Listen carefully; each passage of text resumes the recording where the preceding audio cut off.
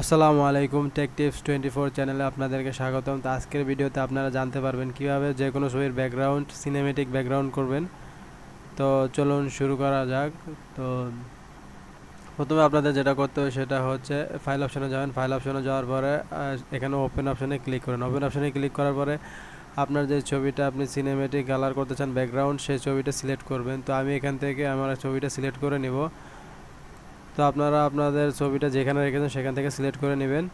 তো সিলেক্ট করার পরে দেখুন আমি সিলেক্ট করলাম। সিলেক্ট করার পরে ছবিটার একটা ডুপ্লিকেট লেয়ার নিয়ে নেবেন। এখানে ব্যাকগ্রাউন্ড একটা ডুপ্লিকেট লেয়ার নিয়ে নেবেন।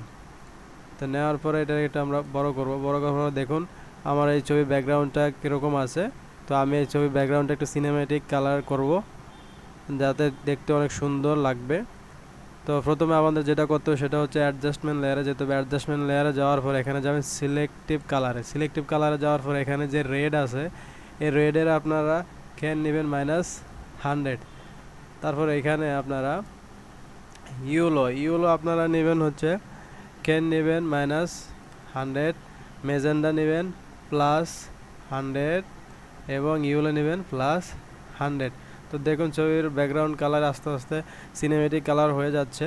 তারপর এখানে নেবেন আপনারা গ্রিনের এখানে আপনারা ক্যান নেবেন -100 এবং মেজেন্ডা নেবেন +100, ইউলো নেবেন -100। তারপর এখানে যেই ক্যানস আছে এখানে আপনারা নেবেন +100 এবং ইউলো, এখানে মেজেন্ডা লাগবে না, এখানে আপনারা ইউলো নেবেন -100। তো দেখুন সিনেমেটিক কালার হয়ে গেছে। তো এখন আবার এখানে আপনারা যাবেন ব্লু আপনারা নেবেন হচ্ছে ক্যান নেবেন +100 এবং ইউলো নেবেন -100। তারপর এখান থেকে যে ব্ল্যাক আছে আপনার এই ব্ল্যাক নেবেন +10।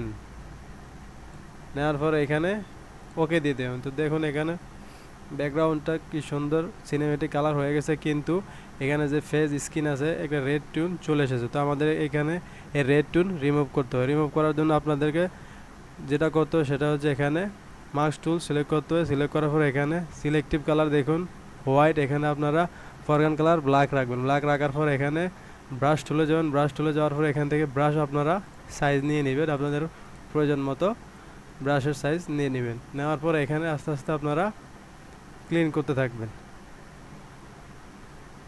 এতে করে আপনার যে ফেজের রেড টিউন আছে এই রেড টিউনটা চলে যাবে। তো আপনারা ধীরে ধীরে ক্লিন করে নেবেন।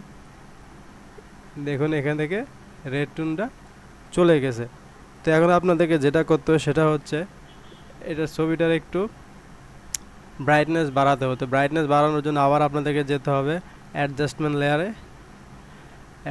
লেয়ারে যাওয়ার পর এখানে ব্রাইটনেস এখান থেকে আপনারা +30 করে দেবেন এবং কন্ট্রাস্ট আপনারা +10 এর কাছাকাছি আপনারা করে এখানে ওকে দিয়ে দিবেন। তো দেখুন ব্যাকগ্রাউন্ড কালার কি সুন্দর সিনেমেটিক কালার হয়ে গেছে। তো এখন আপনারা কিভাবে ছবিটি সেভ করবেন। সেভ করার জন্য আপনারা এখানে ফাইল অপশনে যাবেন।